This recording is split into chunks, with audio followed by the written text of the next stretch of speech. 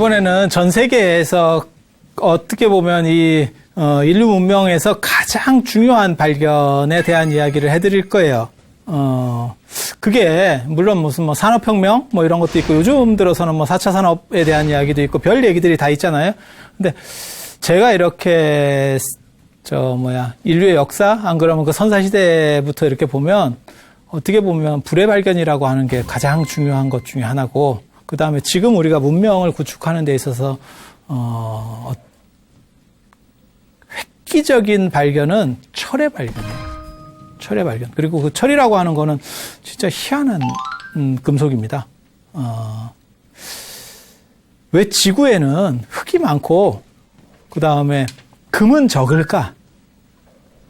금이 귀하잖아요. 금은 상당히 미스테리한 금속이에요. 그리고 사실은 원래는 그 주술적인 금속이에요. 주술적인 금속. 그래서 금이라고 하는 거는 쓸모가 별로 없습니다. 장신구 외에는 별로 쓸모가 없어요. 그런데 화폐의 가치를 가지고 있죠. 지금 전 세계적으로 뭐 달러 어쩌고저쩌고 얘기를 하지만 실제로는 금본위제입니다. 금본위제.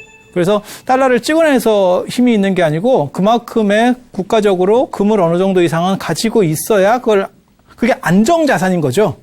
그렇지 않아요? 네, 그렇게 되는 거예요. 그래서 청나라 때까지만 해도 은본위제였고, 그래서 은이라고 하는 게 이제 매매의 기본 수단이었고, 지금은 금본위제죠. 금본위제. 그런데 고대부터 금은 굉장히 좋아하는 금속이었죠. 그런데 금이 가지고 있는 포스는 진짜 놀라워요. 고고학적으로 발굴하면 모든 건 사가서 나와요. 근데 금은 진짜 어제 묻어놓은 것처럼 나옵니다. 은이나 이런 건 까매서 나와요. 발굴을 하면 까매서 나와요.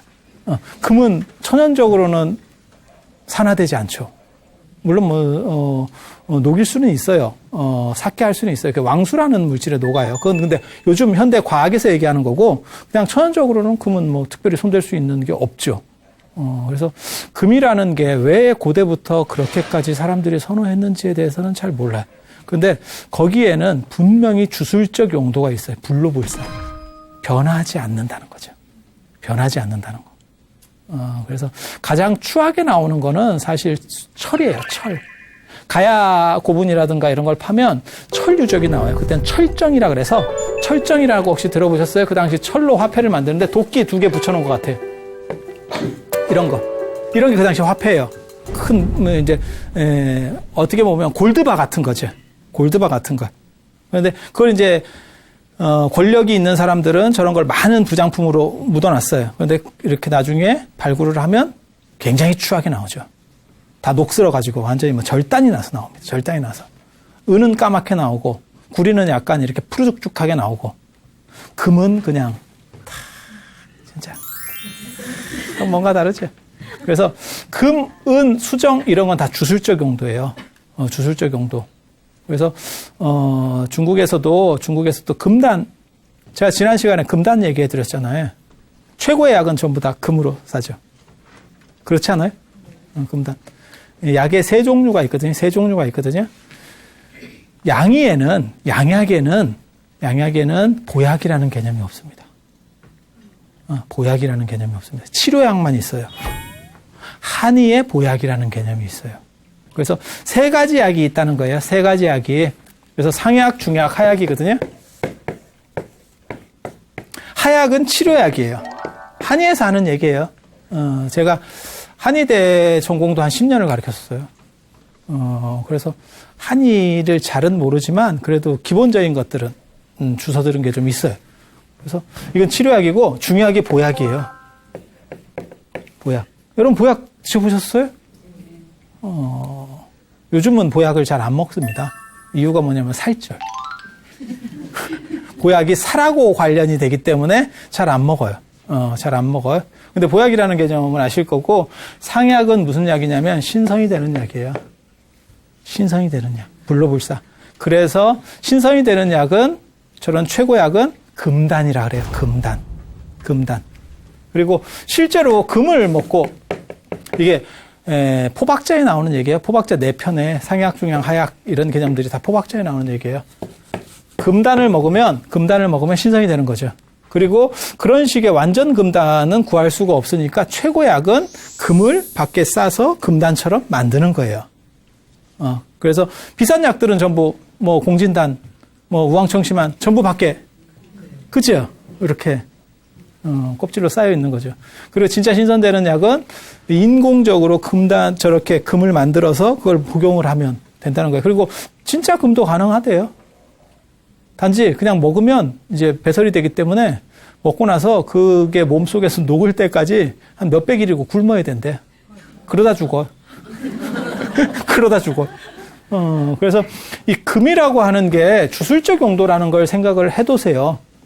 이건 주술적 용도에 의해서 어떠한 절대적인 가치, 이런 변하지 않는 가치라고 하는 걸 가지게 되는 거지, 실제로 실생활에서 쓰이는 건 있잖아요.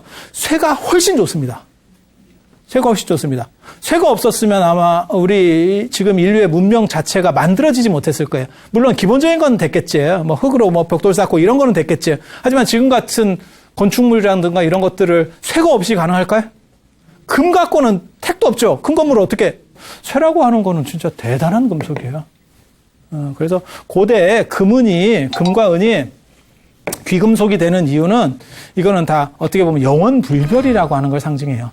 그래서 이 금이라고 하는 거는 불을 상징하는 거고, 은이라고 하는 거는 물을 상징하는 거고, 그 다음에 수정이 하나 더 있어요. 수정은 빛을 상징하는 거예요. 그래서 이런 것들이 집에 있으면 모든 삿된 것들을 물리친다. 뭐 이런 식으로. 주술적 용품입니다. 그래서 죽을 때 부장품으로 이런 것들을 이렇게 끼고 가면 삿된 것들이 나를 못 들어오는 거죠. 내 몸에 침범을 못 하는 거죠. 하지만 침범은 못 하지만 결국 시체는 삭는다는 거.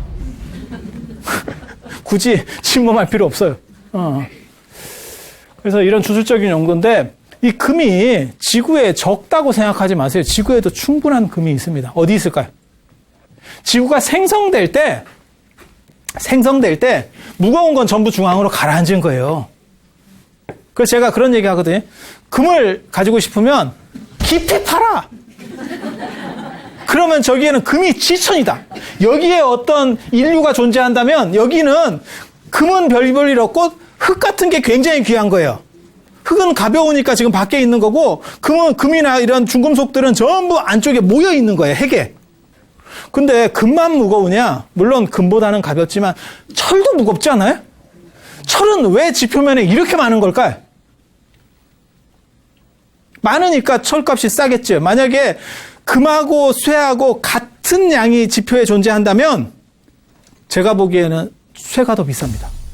그렇게 돼야 됩니다. 왜냐하면 이거는 유용성이 있는 거고, 금은 장식성만 있는 거예요. 장식성은 배고프면 안 해도 돼. 근데 유용성이라고 하는 거는 배가 고파도 써야 되는 거예요. 그러니까 금값이 쇠값보다 훨씬 비싼 이유는 쇠가 많기 때문에 그렇거든. 근데 무거운데 왜 얘는 이렇게 많을까? 안 가라앉았을까? 얘는 도대체 뭐야? 정체가 뭐야? 쇠는 녹슬면 가벼워져요. 녹슬면 가벼워져. 여러분이 지금 여기에도 그 쇠를 가지고 계신 분이 있을 수도 있어요. 핫팩이요. 핫팩이 쇠예요. 그 안에 들어가는 게 철가루예요. 그래서 그 철가루가 산화되면서 열을 밖으로 방출하는 거예요. 그게 핫팩의 원리예요. 그래서 뜯어보면, 나중에 사용하고 뜯어보면 까맣게 된 거죠. 까맣게 나오는 거예요. 그래서 그게 산화작용을 일으키는 거예요. 그래서 산화되면 쇠는 가볍게 돼요. 그래서 흙 속에 많이 섞여 있는 거예요.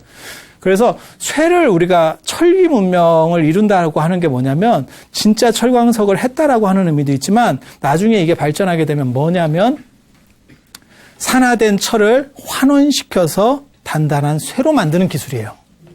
이러니까 이제 밖에 있는 녹슨 것들을 전부 뒤집어가지고 쇠로 쓰니까 지금같이 우리가 이렇게 쇠를 많이 쓰는 문명을 만들어내는 거예요. 그래서 이 철기라고 하는 거는 굉장히 중요합니다. 인류에 있어서 철의 발견.